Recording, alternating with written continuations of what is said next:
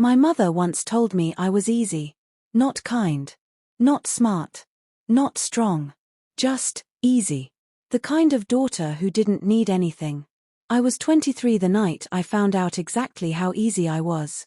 My name is Reagan Cole. And this is the night my family found out that easy people remember everything. It started 3 weeks before my law school graduation. I'd worked 4 years for that night. 2 of them at a law firm during the day, 2 of them in night classes that ended at 11. I paid my own tuition. Every cent. My younger sister, Paige, never paid for anything in her life. She didn't need to. In our house, Paige was the sun. Everyone else was just orbiting. When Paige got a parking ticket, my parents fought it in court. When I got accepted into law school, my father said, "That's nice," and went back to watching golf. I used to think I imagined it. The difference. Then I stopped imagining, and started counting. My sister's Sweet 16 had a live band. My high school graduation, my parents left during the ceremony because Paige had a dance recital across town. I told myself it didn't matter. I told myself a lot of things. But here's something I didn't tell anyone, not even my best friend. 3 months before my law school graduation, something happened at the firm where I worked that would change everything. And I didn't say a word about it to my family. Because by then, I'd learned a simple rule. Don't hand people things they'll only drop. The firm was called Whitcomb and Pierce. Mid-sized, downtown, the kind of place where paralegals like me did the real work and partners took the credit.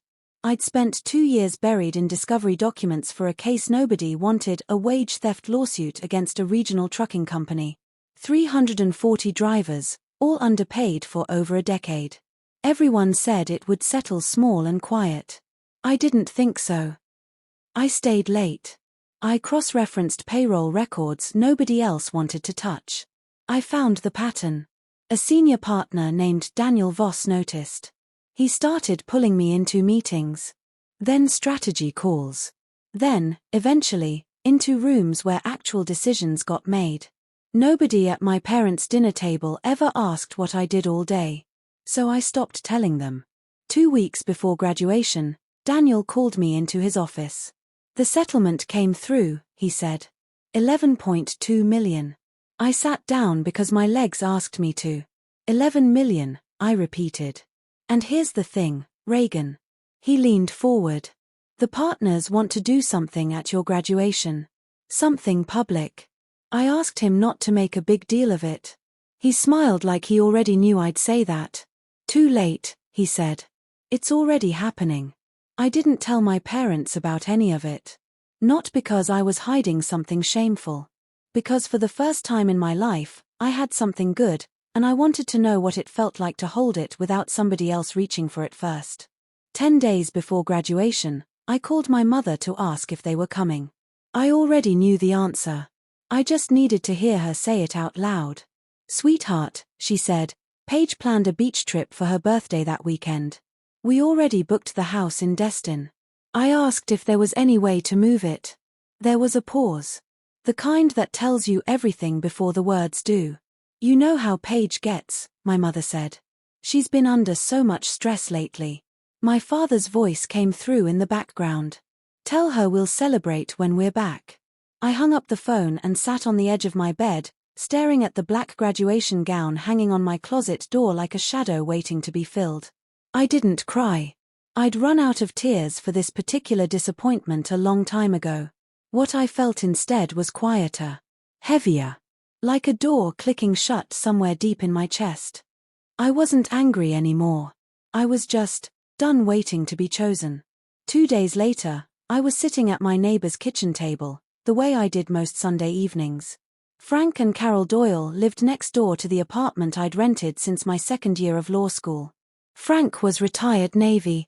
Carol baked too much banana bread and pretended it was an accident every single week.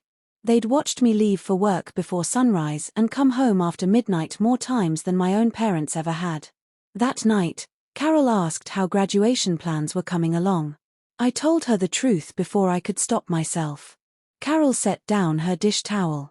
Frank put his coffee cup down slow, like he needed both hands to process what he'd just heard. They're choosing a beach trip, Frank said, over their daughter becoming a lawyer. I shrugged, because shrugging was easier than answering. Carol reached across the table and took my hand. We'll be there, she said. If you'll have us. I want you to understand something about that moment. I hadn't planned on saying yes to anyone. I hadn't planned on feeling anything that night except numb. But something in me shifted, quiet and permanent, like a key turning in a lock I didn't know existed. I said yes.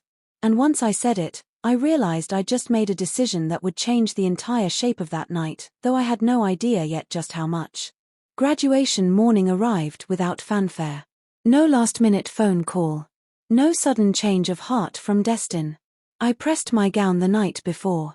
I practiced my walk across an imaginary stage in my kitchen, barefoot, holding a rolled-up newspaper like a diploma. When I checked my phone that morning, there was one text from my mother. A photo. Turquoise water, white sand, my sister's feet in the foreground. Wish you were here, but you understand. I stared at it for a long moment. Then I turned the phone face down and finished getting ready. The auditorium at the university was packed by the time Frank and Carol found their seats. Carol wore a corsage. Frank wore his old navy pin on his jacket lapel, polished so bright it caught the stage lights. I scanned the family section out of habit, the way you check a pocket for keys you already know aren't there. Then I saw the Doyles waving, and something in my chest loosened. Names were called one by one. When mine came, I walked across that stage with my back straight and my hands steady, and the applause felt like it was actually meant for me. I thought that was the moment. I was wrong. After the last name was called, the dean returned to the podium and raised a hand for quiet. Before we close, he said, we have a special announcement from one of our graduates' employers. The room rippled with low murmurs. My pulse spiked, but I kept my face still. Daniel Voss walked onto the stage in a navy suit, holding a folder.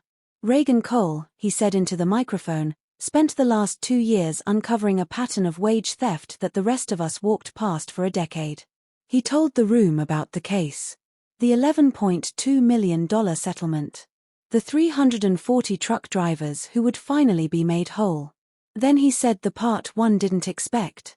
Whitcomb and Pierce isn't just promoting Reagan to associate attorney starting Monday. He paused. We're also establishing a scholarship in her name for first-generation law students who work full-time while studying. The Reagan Cole Fellowship.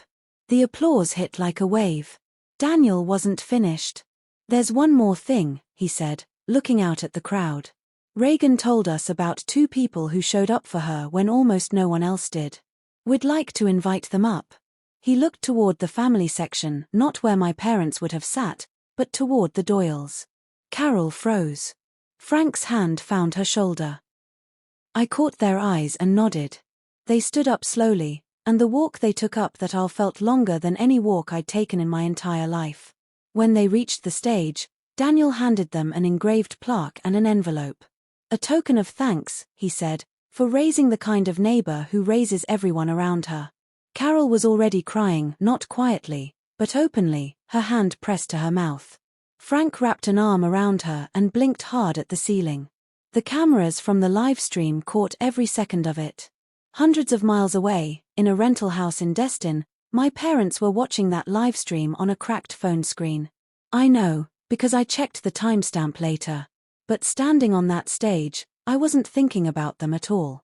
I was thinking about every overnight shift, every skipped birthday, every quiet dinner where nobody asked what I'd built that day. And I felt something settle into place, solid and unshakable. This is what showing up actually looks like. After the ceremony, the lobby was chaos in the best way. Strangers congratulating me. Carol hugging me so tight I nearly lost my cap. Frank shaking Daniel's hand like they were old war buddies. Then my phone started buzzing. I ignored it at first. It kept going. By the time I pulled it out, the screen was a wall of notifications. Missed calls. Voicemails. Texts stacked on top of each other. 63 missed calls in total. My mother's name, over and over. My father's number. My sister, suddenly very interested in talking to me. I didn't open a single one. I turned the phone face down, slid it into my pocket, and let Carol take my arm toward the parking lot. We went to dinner that night, just the three of us, at a small Italian place near campus. Garlic bread, candlelight, Frank insisting on a toast he clearly hadn't planned in advance. At one point my phone buzzed against the table, and Carol glanced at it gently. "You don't owe anyone an explanation tonight," she said. I told her I knew. And for the first time in my life, I actually believed it. The clip from the ceremony made its way online within a day. Local news picked it up. Then a few legal blogs. Then, somehow, it was everywhere. Some people called it staged. Most called it earned. My parents tried everything. Calls to my old roommate. Messages through my cousin. My sister even posted something online about how proud she'd always been of me. It didn't land the way she hoped. People in the comments remembered things. Old stories resurfaced, the recital that mattered more than my graduation, the parking ticket fought in court while my tuition went unmentioned. I didn't respond to any of it. Eventually, the calls slowed down. Then they stopped almost entirely. A few weeks later, my mother sent one final message through my aunt. She said there had been a misunderstanding. That they were still my parents. That they deserved to be part of this. I read it once, and I understood something simple underneath all the noise. They didn't miss me. They missed the moment. And that's a very different thing to grieve. These days, when people ask about my family, I tell them about the people 2 doors down who watched me grow up while my actual parents were busy watching someone else. Blood didn't make Frank and Carol my family. Showing up did. I still work at Whitcomb and Pierce. The fellowship fund has helped 6 students so far. Carol keeps a framed photo from graduation night on her mantle, right next to one of her own kids. If anyone out there has ever felt like the background character in your own family's story, you're not wrong for choosing the people who actually showed up. You're not cold for finally closing a door that kept you small. Sometimes the bravest thing you can do is stop waiting for people to notice you, and start noticing the ones who already have. If this story hit close to home, let me know in the comments and don't forget to subscribe, because the next story might just be the one you needed to hear.